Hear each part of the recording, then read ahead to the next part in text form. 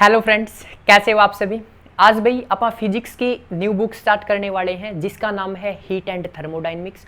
तो ये heat and thermodynamics का लेक्चर नंबर फर्स्ट रहने वाला है। तो लेक्चर नंबर 1 को स्टार्ट करते हैं। तो जनरली इस लेक्चर के अंदर अगर टॉपिक की बात की जाए तो ये है भाई इंट्रोडक्शन टू थर्मोडायनेमिक्स।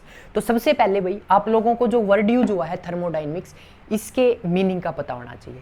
थर्मोडायनेमिक्स दो वर्ड से बना है, थर्मो प्लस डायनेमिक्स। थर्मो का मतलब होता है हीट, डायनेमिक्स का मतलब होता है मोशन। यानी कि थर्मोडायनेमिक्स के अंदर अपने को हीट के मोशन की क्या करनी है, स्टडी करनी है।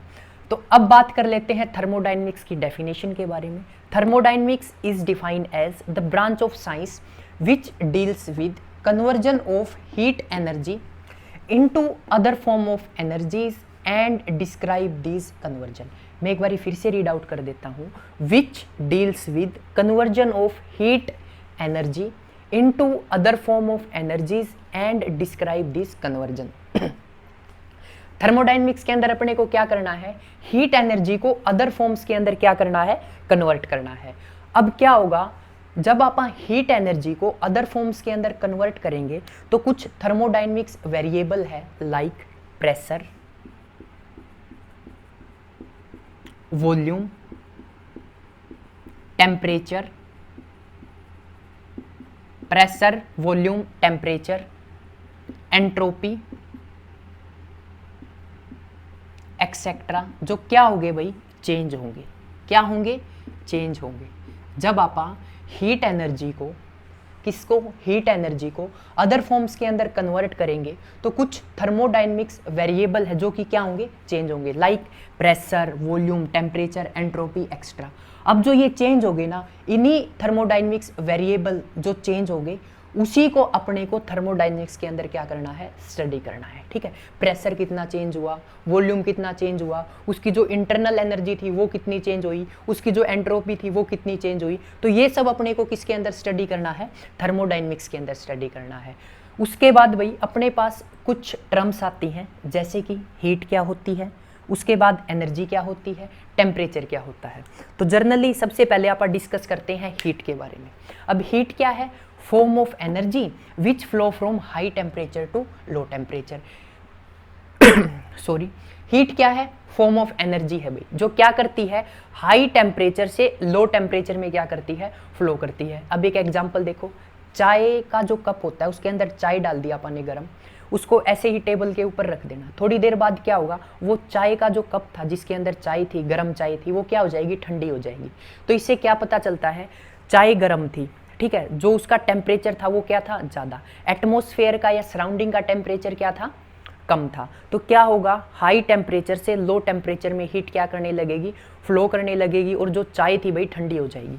ये एग्जाम्पल था किसका, heat flow from high temperature to low temperature. उसके बाद एनर्जी की बात की जाए तो एनर्जी क्या होती है, कैपेसिटी ऑफ डूइंग वर्क, यानी कोई कितना काम करता है, काम करने की क्षमता, जिसको क्या डिफाइन कर सकते हैं, कैपेसिटी ऑफ डूइंग वर्क यानी काम करने की क्षमता।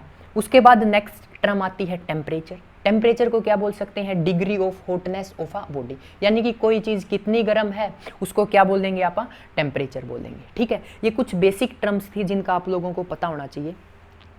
उसके बाद भैया कि ये रिलेशन है जो आप लोगों को पता होना चाहिए। अपने पास टेम्परेचर 3 तरह से गिवन होगा, सेल्सियस, केल्विन और फ़ारेनहाइट। ठीक है, इसको चेंज करने के लिए ये सिंपल सा फॉर्मूला है, C/5 equal to F 32 F minus 32/9 equal to K minus 273.15/5।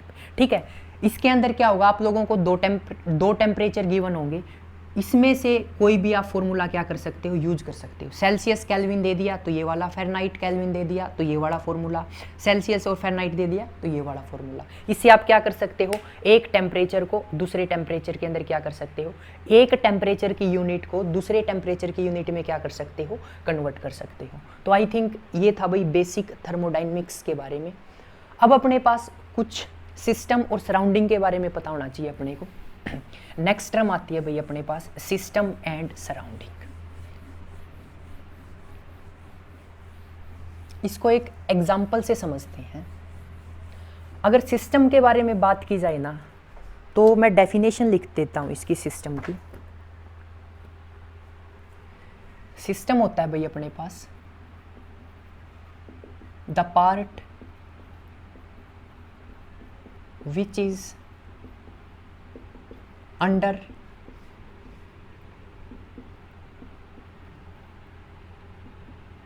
investigation, the part which is under investigation is called system, is called system। जो पार्ट भाई अंडर इन्वेस्टिगेशन होता है उसको आप क्या बोलते हैं, सिस्टम बोलते हैं। अब सराउंडिंग क्या होता है, सराउंडिंग अपने पास होता है remaining part, remaining part from system,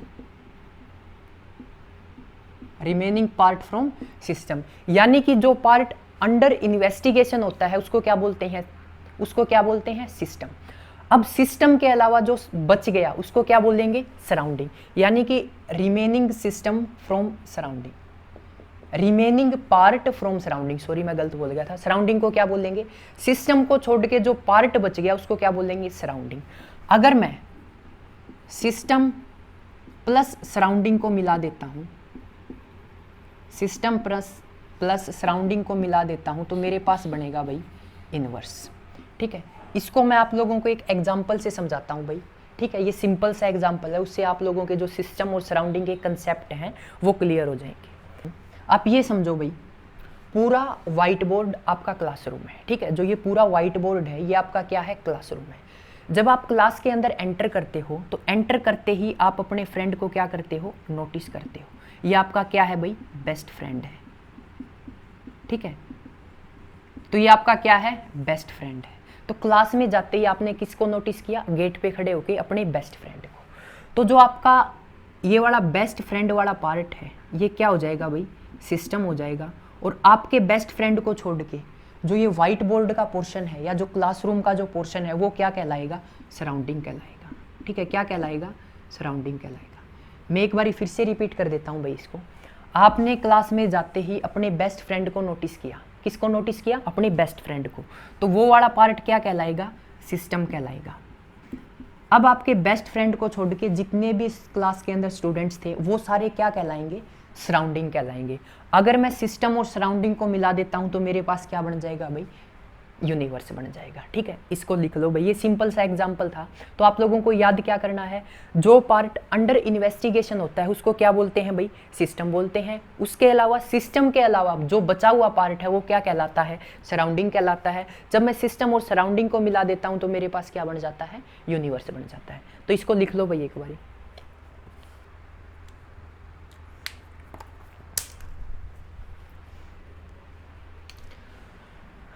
अब भाई जो अपने पास नेक्स्ट टॉपिक आता है वो आता है types of system. Upon generally types के अंदर 3 तरह के सिस्टम लेके चलते हैं। पहला सिस्टम होता है ओपन सिस्टम, दूसरा होता है क्लोज सिस्टम और तीसरा होता है आइसोलेटेड सिस्टम। अगर एग्जाम पॉइंट ऑफ व्यू से बात की जाए तो ये 2 मार्क्स के लिए इंपॉर्टेंट पार्ट हो जाता है भाई। तो अब स्टार्ट करते हैं अपन टाइप्स ऑफ सिस्टम। पहला है ओपन सिस्टम।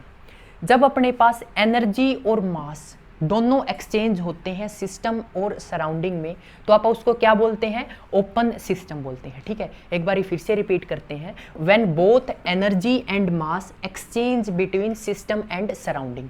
जब एनर्जी और मास दोनों एक्सचेंज होते हैं सिस्टम और सराउंडिंग में उसको आप क्या बोलते हैं, ओपन सिस्टम। अब इसका एग्जाम्पल लेके चलो, चाय का कप। ठीक है, फेमस एग्जाम्पल है ये। चाय का कप, चाय के कप के अंदर आपने चाय डाल दी और उसको रख दिया। ठीक है, क्या होगा, वो ठंडा होगा। ठीक है, टेम्परेचर क्या करेगा, हाई टेम्परेचर से लो टेम्परेचर में फॉलो करेगा। उसके बाद देखो फ्लो करेगा। अब देखो उसके बाद ये मेरे पास क्या है, चाय का कप है, इसके अंदर क्या है, चाय है। पहली बात, इसका जो टेम्परेचर है वो क्या है, हाई है। टेम्परेचर क्या है, हाई। सराउंडिंग का टेम्परेचर क्या है, लो। तो पहली बात, एनर्जी का एक्सचेंज होगा हाई टेम्परेचर से लो टेम्परेचर में, यानी कि हीट का ट्रांसफ़र होगा कहाँ से, हाई टेम्परेचर से लो टेम्परेचर में। तो जो चाय का कप है वो क्या हो जाएगा, ठंडा हो जाएगा। उसके बाद देखो सेकंड क्या है, चाय के कप के अंदर से कुछ इवेपोरेट होके, चाय क्या है, इवेपोरेट होके कहाँ चली जाएगी, सराउंडिंग में चली जाएगी। तो हीट यानी कि हीट एनर्जी का तो क्या हो रहा है, लॉस हो ही रहा है। उसके बाद जो अपने पास क्या है, मास है, उसका भी क्या हो रहा है, लॉस हो रहा है। मास का कैसे लॉस हो रहा है, जो अपने पास चाय है वो वेपर की फॉर्म में क्या हो जाएगी, ऊपर सराउंडिंग में उड़ जाएगी। तो यानी कि एनर्जी का भी लॉस हो रहा है और किसका लॉस हो रहा है, मास का भी लॉस हो रहा है। तो ऐसे लॉस को आप क्या बोलते हैं, ओपन सिस्टम, जिसके अंदर एनर्जी और मास दोनों का एक्सचेंज होता है, उसको क्या बोलते हैं, ओपन सिस्टम। अब नेक्स्ट आता है भाई मेरे पास क्लोज सिस्टम। क्या आता है, क्लोज सिस्टम। अब देखना क्लोज सिस्टम के अंदर क्या होता है, व्हेन एनर्जी एक्सचेंज अकर, क्या होता है, when energy exchange occur but no mass exchange between system and surrounding. Energy तो एक्सचेंज हो बट जो मेरे पास मास है वो एक्सचेंज ना हो। अब इसके एग्जांपल की बात की जाए तो close hot cup of T. अब इसके अंदर देखो, ये मेरे पास क्या है, चाय का कप है, ठीक है, इसके अंदर मेरे पास क्या है, चाय है। अब मैंने क्या किया, इसको ऊपर से कवर कर दिया भाई, ठीक है, ऊपर से क्या कर दिया, इसको कवर कर दिया।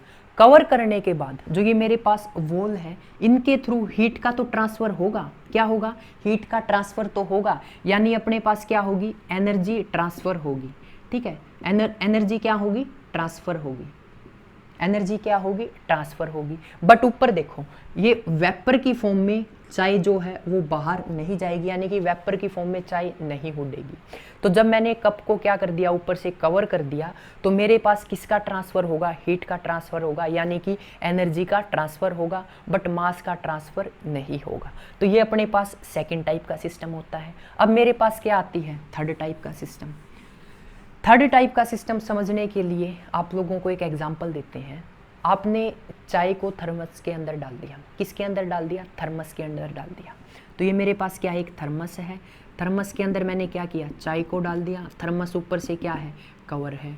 अब इसकी एक खास बात और होती है, क्या, इसके अंदर जो वॉल है, क्या है, वॉल है, यहाँ से जो हीट का ट्रांसफ़र है, किसका, हीट का ट्रांसफ़र, वो नहीं होगा, हीट का ट्रांसफ़र नहीं होगा, ठीक है।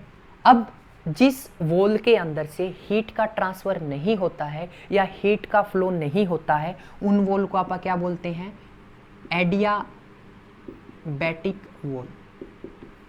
तो आइसोलेटेड सिस्टम के केस में अपने पास कौन सी वॉल होती है, एडियाबैटिक वॉल, जिसके अंदर हीट का फ्लो नहीं होता और मास का फ्लो भी नहीं होता। तो देख सकते हो, आइसोलेटेड सिस्टम का एग्जाम्पल लिख लेना, when neither energy nor mass exchange occur take place. तो मैं एक बार फिर से रिपीट कर देता हूँ, आइसोलेटेड सिस्टम का क्या है, when neither energy nor mass exchange take place, यानी कि ना तो एनर्जी का एक्सचेंज हो ना मास का एक्सचेंज हो, तो आप ऐसे सिस्टम को क्या बोलेंगे, आइसोलेटेड सिस्टम। तो ये जो क्वेश्चंस हैं जो मैंने बताए हैं, ये 2 मार्क्स के लिए इंपॉर्टेंट है। टाइप्स ऑफ सिस्टम से आपसे पूछ सकता है, ओपन सिस्टम क्या होता है, क्लोज सिस्टम क्या होता है और आइसोलेटेड सिस्टम क्या होता है। आप लोगों को डेफिनेशन के साथ एग्जाम्पल भी देना है और एग्जाम्पल देना कंपलसरी होता है भाई, आप एग्जाम्पल दोगे तभी आप लोगों को मार्क्स मिलेंगे। तो अब आप चलते हैं नेक्स्ट टॉपिक के ऊपर। नेक्स्ट टॉपिक के अंदर भाई अपने पास आती है प्रॉपर्टीज ऑफ सिस्टम, ठीक है, प्रॉपर्टीज ऑफ सिस्टम। अब अपने पास 2 तरह की प्रॉपर्टी होती है भाई, पहली होती है एक्सटेंसिव प्रॉपर्टी, दूसरी होती है इंटेंसिव प्रॉपर्टी। सबसे पहले आती है अपने पास एक्सटेंसिव प्रॉपर्टी, एडिंग डाल लेना भाई, प्रॉपर्टीज ऑफ सिस्टम। पहली है एक्सटेंसिव प्रॉपर्टी, क्या है, एक्सटेंसिव प्रॉपर्टी। अब एक्सटेंसिव प्रॉपर्टी क्या होती है, जो मैटर के ऊपर डिपेंड करे, ठीक है, depend upon amount of matter. किसके ऊपर डिपेंड करे, depend upon amount of matter, ठीक है। ऐसी प्रॉपर्टीज को क्या बोलते हैं आप, एक्सटेंसिव प्रॉपर्टी। दूसरी बात, सेकंड है इंटेंसिव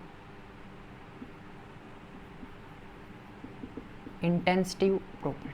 अब इंटेंसिव प्रॉपर्टी क्या होती है, जो मैटर की अमाउंट के ऊपर डिपेंड ना करे, which do not depends which do not depends upon amount of matter, यानी कि जो मैटर के ऊपर डिपेंड ना करे उनको क्या बोलते हैं इंटेंसिटी प्रॉपर्टी, जो मैटर के ऊपर डिपेंड करे उनको क्या बोलते हैं एक्सटेंसिव प्रॉपर्टी। तो ये क्वेश्चन भी भाई 2 मार्क्स के लिए इंपॉर्टेंट हो जाता है। अब इसके भाई मैं एग्जांपल बोल रहा हूँ, वो लिख लेना आप साथ साथ। सबसे पहले एक्सटेंसिव प्रॉपर्टी के एग्जांपल है मेरे पास मास, वॉल्यूम, प्रेशर। ये लिख लो भाई, मास, वॉल्यूम, प्रेशर। क्या है? मास, वॉल्यूम, प्रेशर। उसके बाद हीट, मोल, हीट एक्सेट्रा। ठीक है, ये मेरे पास किसके एग्जाम्पल है? एक्सटेंसिव प्रॉपर्टी के। अगर मैं इंटेंसिव प्रॉपर्टी की बात करूं तो मेरे पास एग्जाम्पल होंगे भाई डेंसिटी, टेम्परेचर, प्रेशर। डेंसिटी,